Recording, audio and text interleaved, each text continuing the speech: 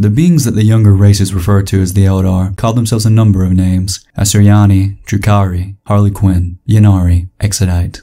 One thing remains the same: all of their cultures revolve around the avoidance of death and eternal torment. How each of these individual societies deal with and face their own demise varies, with each of them developing various strategies, methods, and ways of staying hopeful in a galaxy that seeks to consume each and every Eldar soul in the name of She Who Thirsts, the chaos god that the Eldar themselves created in their debauchery. To compare an Eldari soul to that of another race's, like that of a human, is like holding a star to a candle. The average human spirit is weak, fragile, and relatively dull in comparison to that of an Eldari. This is due to the fact that all Eldar, even the Drukhari, who shun the use of mental powers, are possessed of at least latent psychic potential to rival what would be considered a notably powerful human psyker. Among the craft-world Eldar, psychic ability is such an afterthought that the reading of subtle psionic intent creates an additional layer of nonverbal communication on top of facial expressions and body language. It is due to this psychic potential that all Eldar are capable of remaining fully aware in the warp after death. Originally, much like the early shamans of planet Earth, the Eldar were able to use this post-death awareness to reincarnate endlessly, all the while retaining their full consciousness once reborn. This is in contrast to human souls, which will usually simply be reabsorbed back into the warp upon death, or even be seized by demons or other chaos fiends. It was this same psychic potential that would create the first of the Eldar gods. Eldar feel the same spectrum of emotions that humans do, only to a much stronger degree. Every joy, love, pain, and pleasure is amplified tenfold for them. When the Eldar society was young, they flourished in their exploration of life, art, and the universe. Their joy for living and subconscious mental energies would give birth to a pantheon of deities that would embody all that the Eldar stood for. There was Cain, the god of war; Isha, the benevolent goddess of life; Asurion, the noble king of the gods; Zagorach, the trickster god of mischief and art, and many more. Over time, however, the Eldar would lose control of their strong emotions. Their immortal minds would force them to seek greater and greater levels of stimulus in order to experience the aforementioned highs. Their societies would begin to reflect this and push them further and further away from the ideals of the gods that they themselves had created.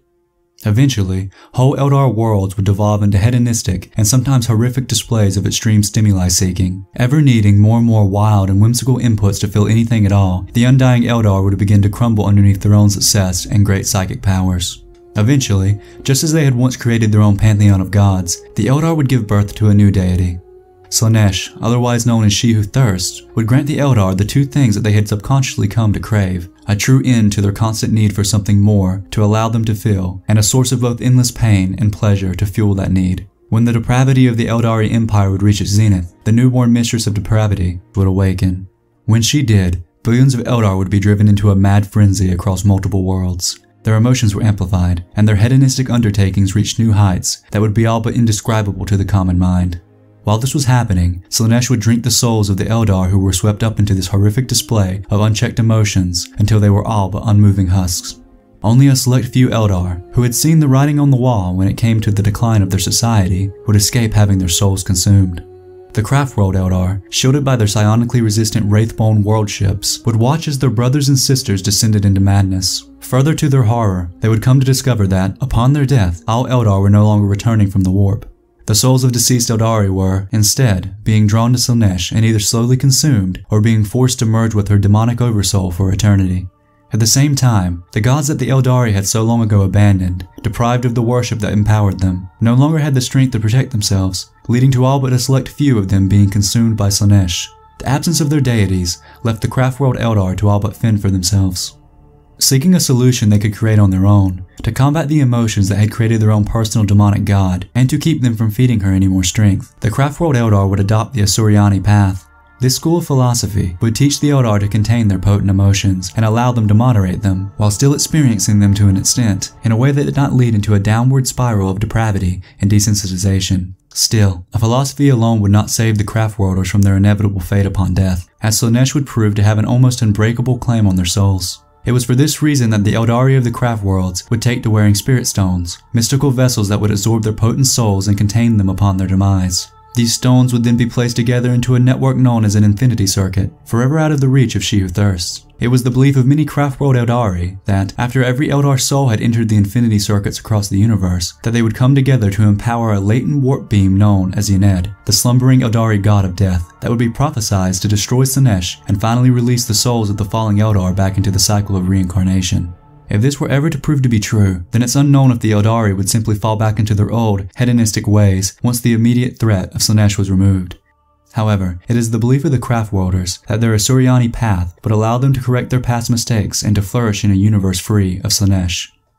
The Drukhari, meanwhile, differ from the Craftworlders in that they've never rejected the ways of debauchery and hedonism. Instead, they've doubled down on their foul addictions. While the pre-Slannesh Drukhari would become wary of the possibility of their coming demise, rather than bringing their powerful emotions to heel, they instead opted to retreat into the Webway, an ancient subdimension between real space and the warp that mostly protected them from the birth of Slannesh.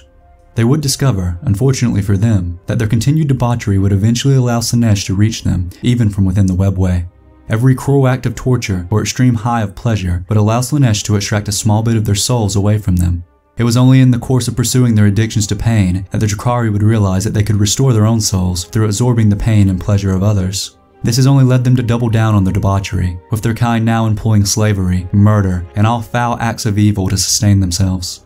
The most ancient of the Drukhari, some still existing from before the birth of Slannesh, are known as homunculi, or Lords of Pain. These ancient flesh shapers barely resemble anything looking like an Eldar anymore, instead choosing to morph and change their bodies to befit their own unique forms of insanity. It is because of the homunculi that the richest of the Drukhari do not fear death, for, with their help, they can be brought back into newly crafted bodies upon their demise, but only if their soul is strong enough and well fed by pain enough to resist the pull of Slannesh until they can find their new vessel. Among the first of the Eldari to foresee the coming of Slannesh were a group known as the Exodites. The Exodites long ago abandoned the technology and pleasure-seeking ways of the ancient Eldar. Instead, they settled on slowly terraformed paradise planets. The process of creating a haven world was one that would take thousands of human years. First, they would be seeded with simple bacteria to, over time, create an oxygenated atmosphere. Eventually, these bacteria would give rise to life in a stable ecosystem. The Exodites have settled on these calm, lush planets and have dedicated themselves to working the lands, trading the technology of their race for the spiritual health brought on by a simple life.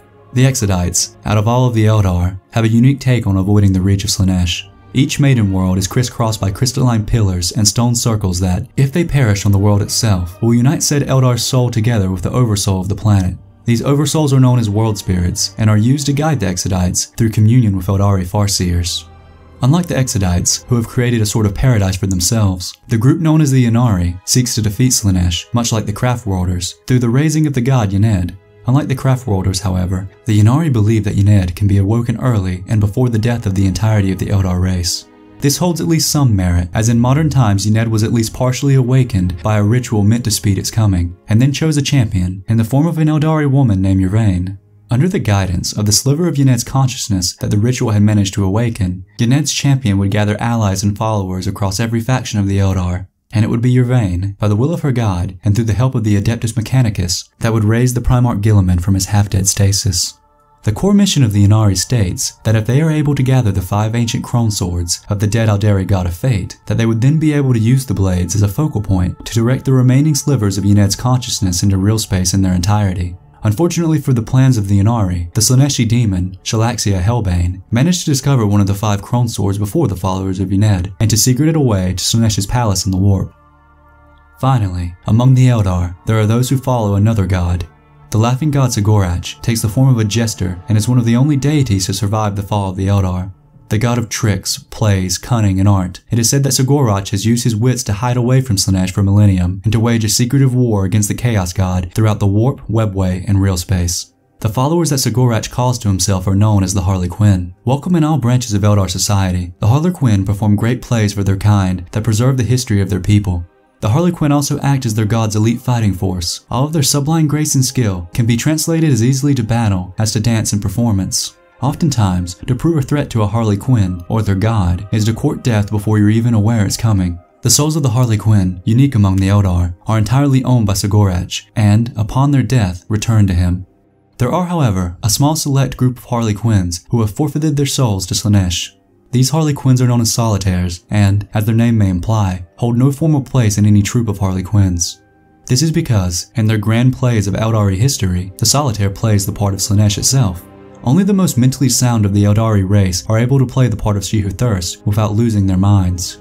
By courting her so closely, by mimicking the emotions and domain of the god, the solitaires flirt with the destruction of their souls with every performance. In battle, however, solitaires prove to be the most impressive of their kind. Capable of moving with a speed that is impossible to follow with the naked eye, they can cut through entire regiments of enemy troops by themselves. When they do eventually meet their ends, however, their only chance at salvation is in the fact that Sigurach can sometimes manage to trick or wager with Slannesh for their souls. Though the Laughing God doesn't always win these wagers, he's managed to pry back more than one of his solitary champions from their self-appointed doom. The sacrifice of a solitaire is a sacrifice for their people. They ensure that none forget the pride that led to the birth of Slannesh or the truth of her startling power.